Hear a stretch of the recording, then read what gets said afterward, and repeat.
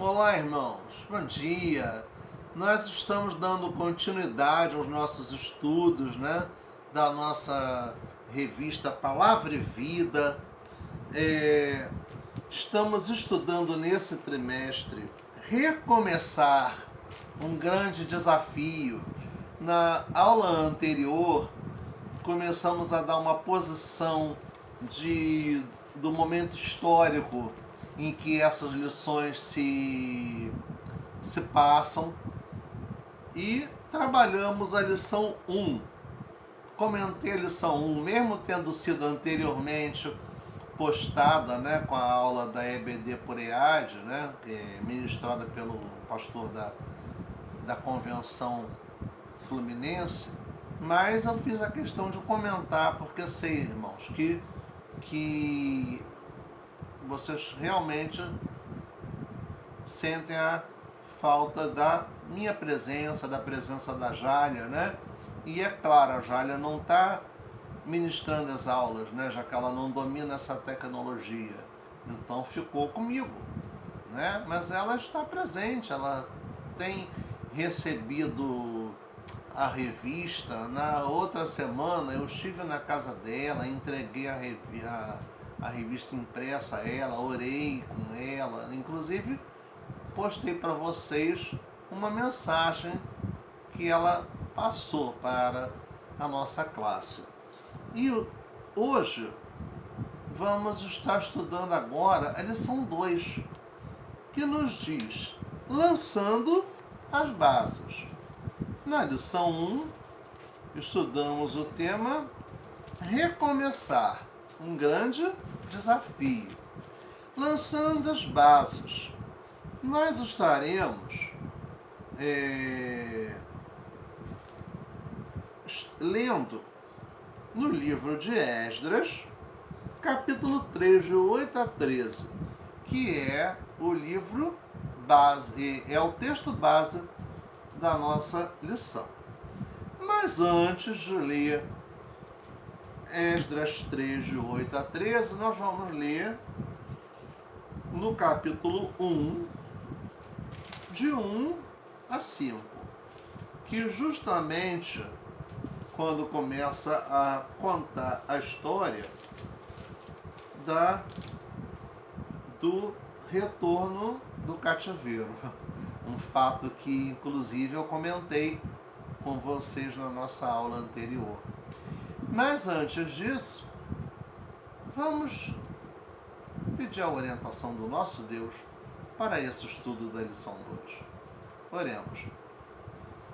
Pai querido, muito obrigado, Senhor, porque podemos estar, Senhor, estudando a Tua Palavra, meu Deus, compartilhando, Senhor, dos Teus ensinamentos para com os nossos irmãos da nossa classe, da turma D, da EBD, da Primeira Igreja Batista em Nilópolis e todos quantos estiverem vendo e ouvindo esse vídeo. Ó meu Deus, tem misericórdia da minha vida nesse momento, Senhor. Usa-me como teu instrumento na condução desse estudo. E, Senhor, também toma a todos os que vão ver e ouvir, para que possam crescer, Senhor, na tua graça e no teu conhecimento, que possam aprender mais de ti, meu Deus, e principalmente viver a tua palavra no seu dia a dia, como também eu me incluo nesse grupo. Toma-nos nas tuas mãos, Senhor, dirige-nos, ó Pai, dá a orientação do teu Santo Espírito, em nome de Jesus, amém. Esdras 1, a partir do versículo 1, nos diz o seguinte: no primeiro ano de Ciro, rei da Pérsia, para que se cumprisse a palavra do Senhor pela boca de Jeremias, profecia, despertou o Senhor o espírito de Ciro, rei da Pérsia, o qual fez passar pregão por todo o seu reino, como também por escrito, dizendo: assim diz Ciro, rei da Pérsia: o Senhor, Deus dos exércitos, me deu todos os reinos da terra. E ele me encarregou de lhe edificar uma casa em Jerusalém, que é em Judá. Quem há entre vós de todo o seu povo, seja seu Deus com ele, e suba a Jerusalém, que é em Judá, e edifique a casa do Senhor Deus de Israel. Ele é o Deus que habita em Jerusalém. E todo aquele que ficar em alguns lugares em que andar peregrinando, os homens do seu lugar o ajudarão com prata, e com ouro, e com fazenda, e com gados, afora as dádivas voluntárias para a casa de Deus, do Deus que habita em Jerusalém.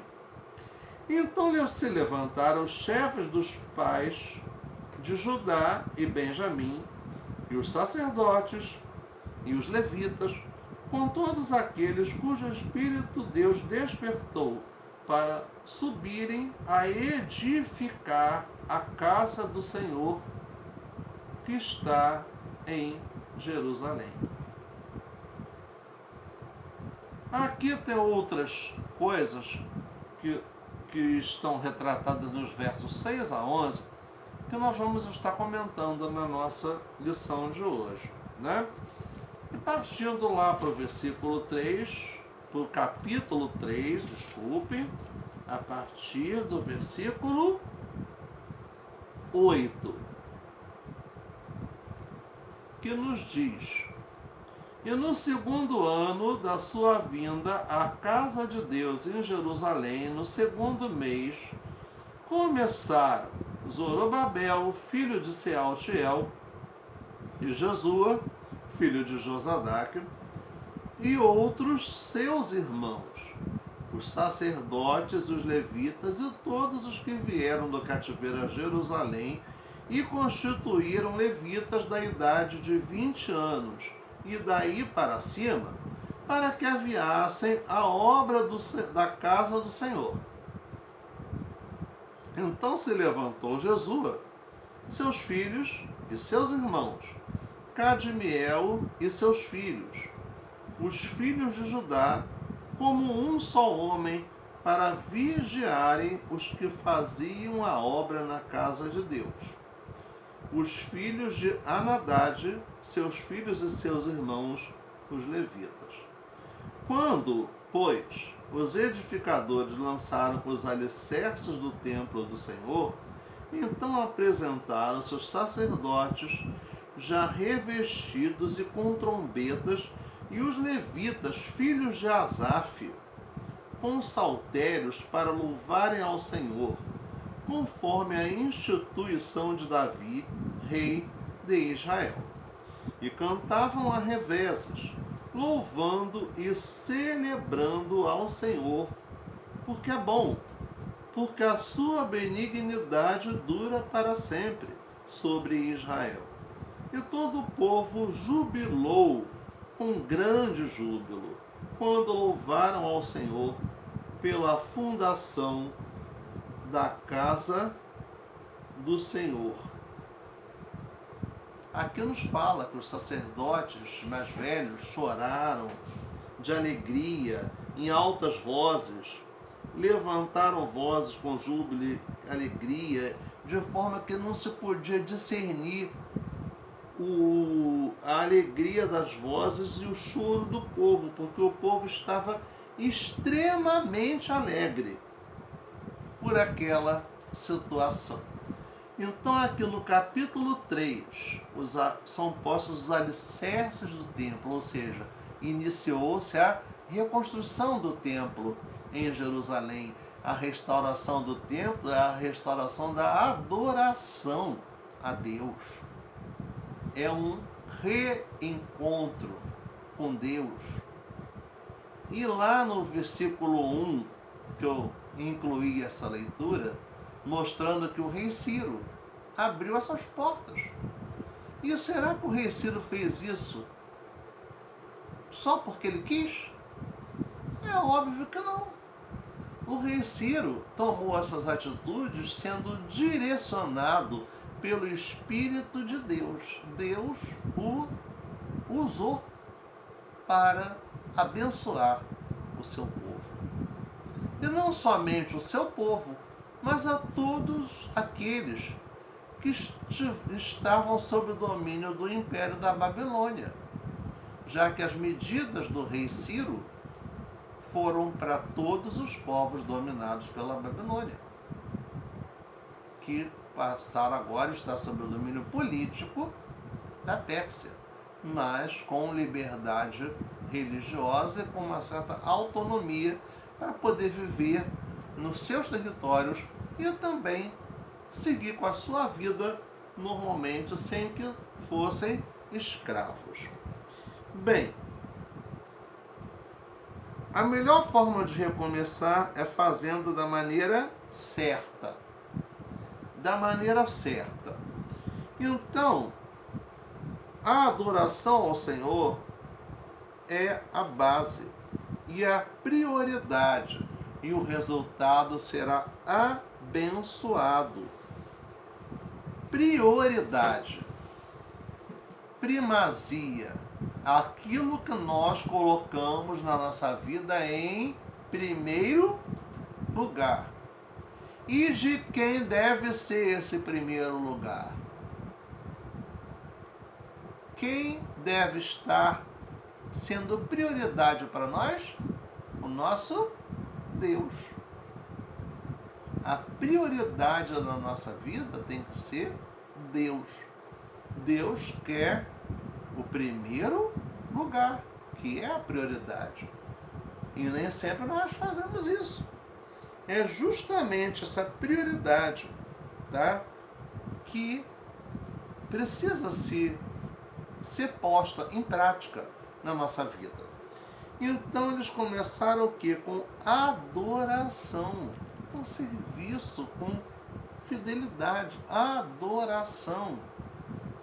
E a adoração implica em servir, em ser fiel, em cumprir a vontade do nosso Deus.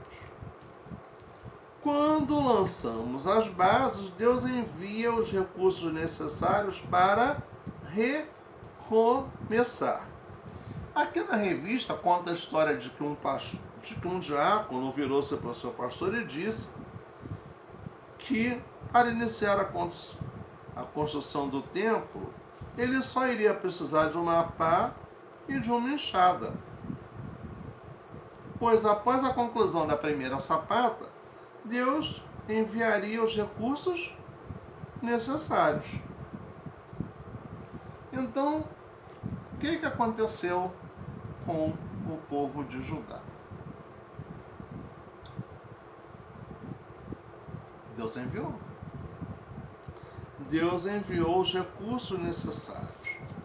Deus, conduzindo a história, agindo através da vida de Ciro, o rei do Império Medo-Persa, que invadiu e derrotou a Babilônia em 538 a.C.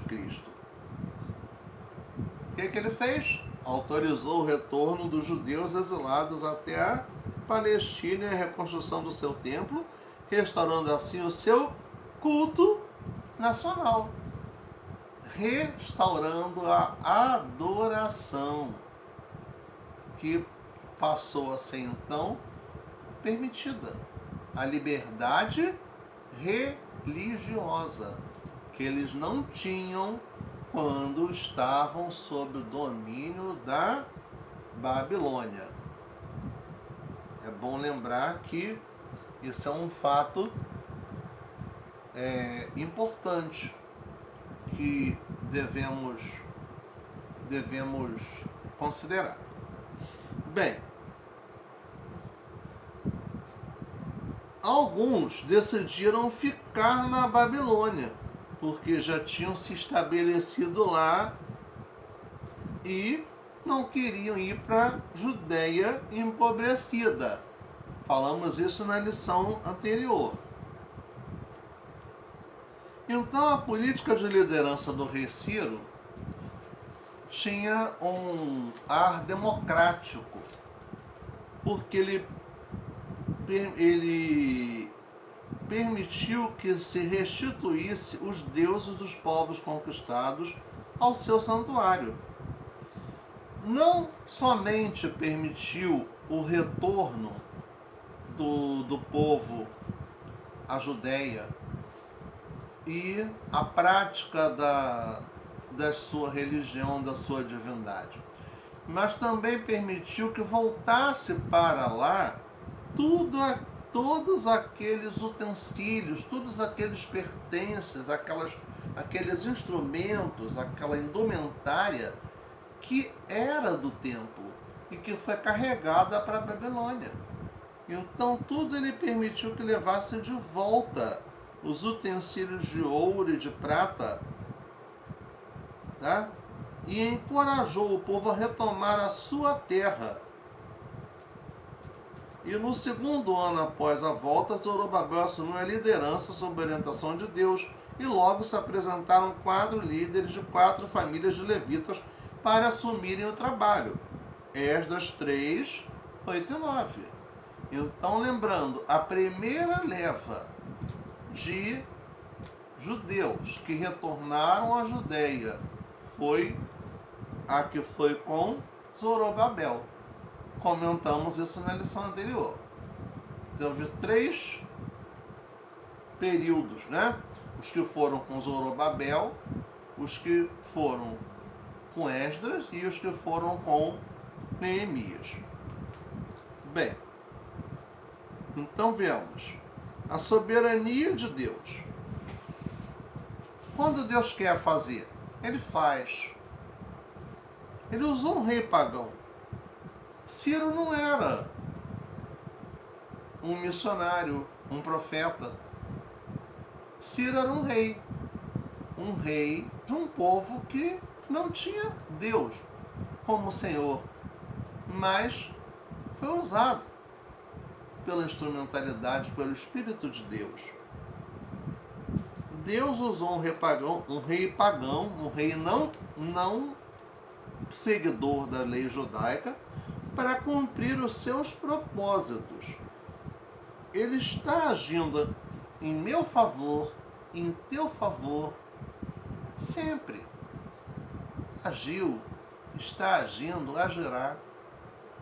Tudo dentro do tempo dele, né? Tudo dentro do tempo certo, porque o tempo de Deus é dele, não é nosso.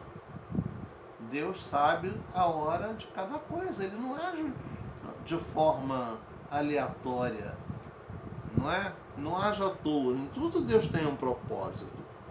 E ele ali estava preparando todos os recursos necessários para a realização da sua obra. Portanto, coloca o Senhor como prioridade na sua vida, porque da mesma forma que ele esteve ali providenciando isso para o povo que retornou a Judéia, ele também está providenciando para nós todas as nossas necessidades. Item 2. Quando lançamos as bases, é imperativo usarmos instrumentos adequados. É imperativo, é necessário, é importante usarmos instrumentos necessários. Bem, em 2020, como até agora também em 2021, aqueles profissionais de saúde que trabalham diretamente no tratamento, na assistência às pessoas que estão com a Covid, e quem está no atendimento geral precisa de EPIs, equipamentos de proteção individual. Por quê? Para que eles possam proteger a sua própria saúde dos riscos de se contaminar com essa doença e poder exercer o seu trabalho prestando a devida assistência àqueles que estão enfermos.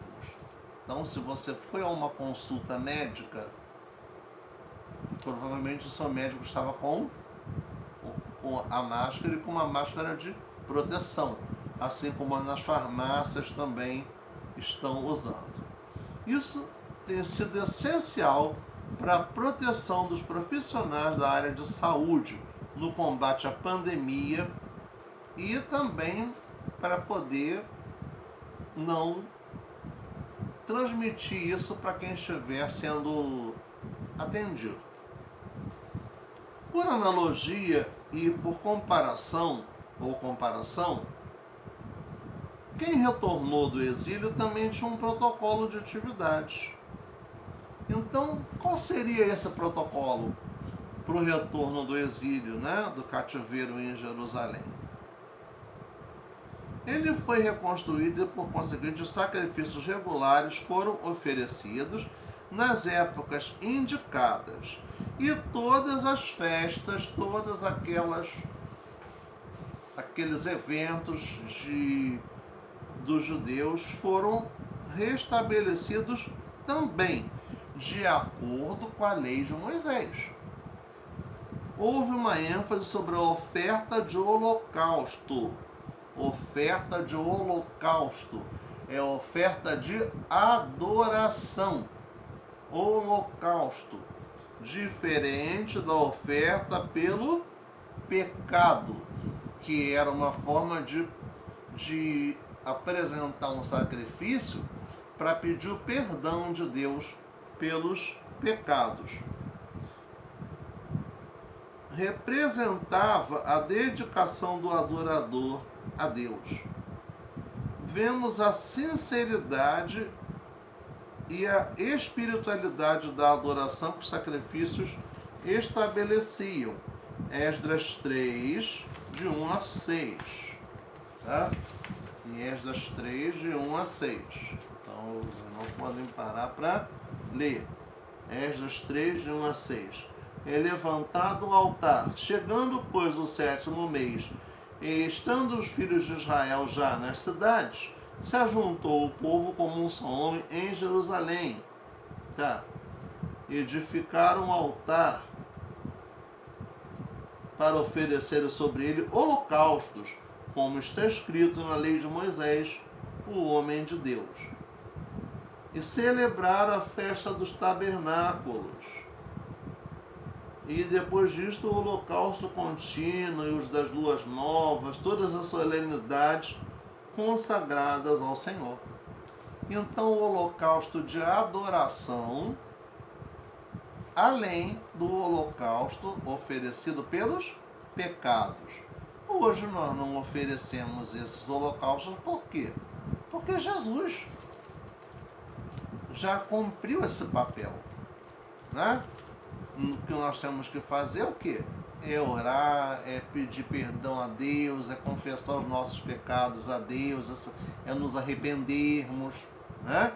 É procurar manter uma vida de santidade, uma vida de retidão diante do Senhor e diante da sociedade na qual a gente vive, né? Não é só dentro da igreja, mas é dentro e também fora da igreja.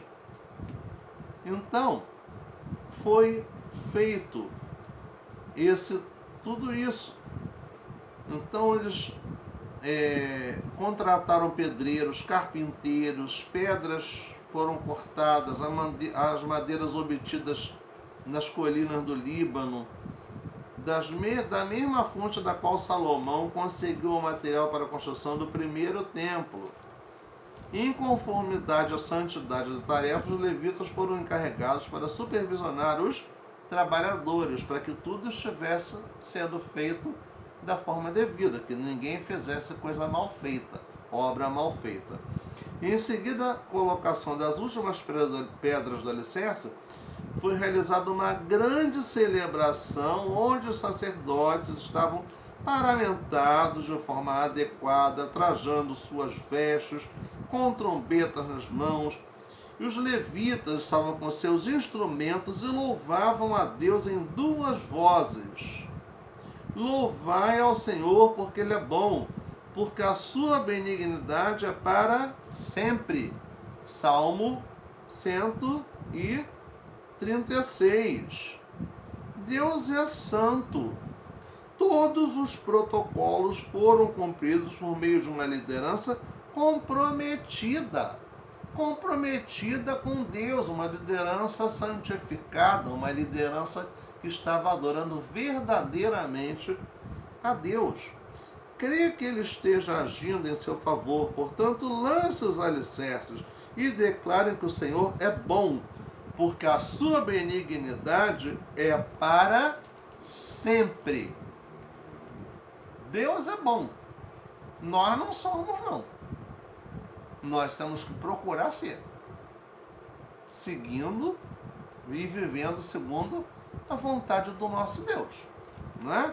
Então, o que foi comentado aqui foi exatamente o que nós lemos lá em Esdras 3, nos versículos 12 e 13, que eu não li diretamente, mas comentei. Então, os irmãos leiam Esdras 1, 2 e 3 para poder entender melhor o contexto, as situações focadas nessa lição número 2. No item 3 da nossa lição número 2 nos diz: quando lançamos as bases, as lágrimas de tristeza são contidas pela alegria do recomeço. Então aí, olha a situação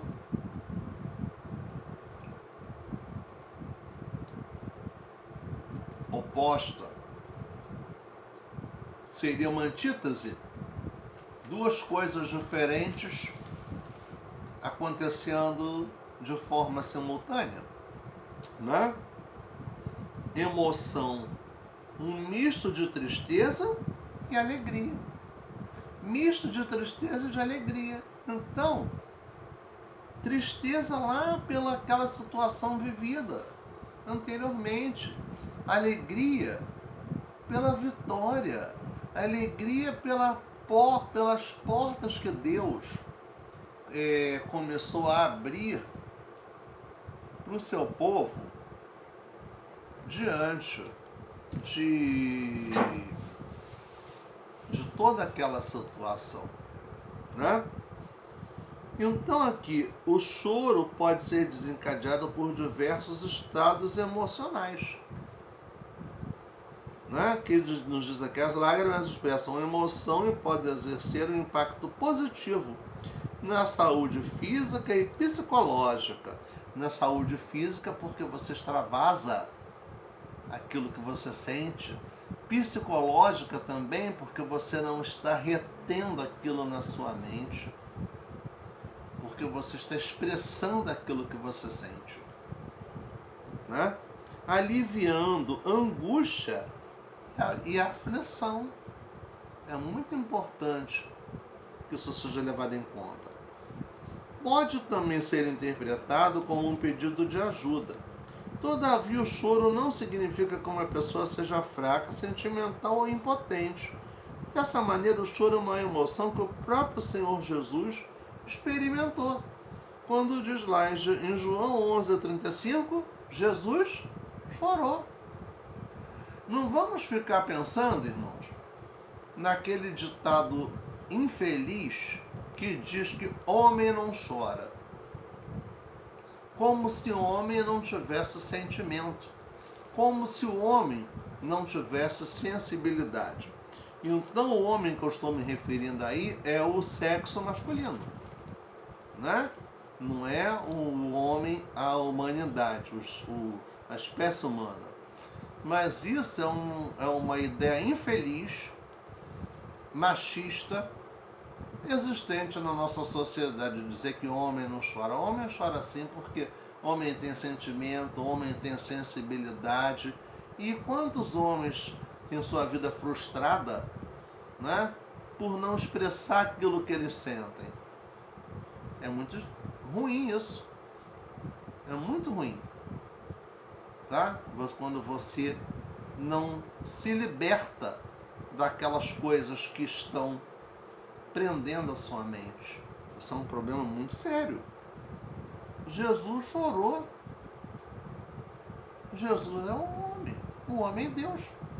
Por que nós, homens carnais, mortais, não vamos chorar se houver esse sentimento na nossa mente? Né? Vamos nos libertar dessas coisas que nos prendem, de tradições que não levam a lugar nenhum, que só fazem mal para a nossa saúde emocional. A saúde emocional reflete na nossa saúde física. Elas precisam estar em equilíbrio. É muito importante que exista um equilíbrio entre a saúde emocional, a saúde física e principalmente a saúde espiritual. Elas têm que estar em consonância, em equilíbrio, para a gente poder viver bem.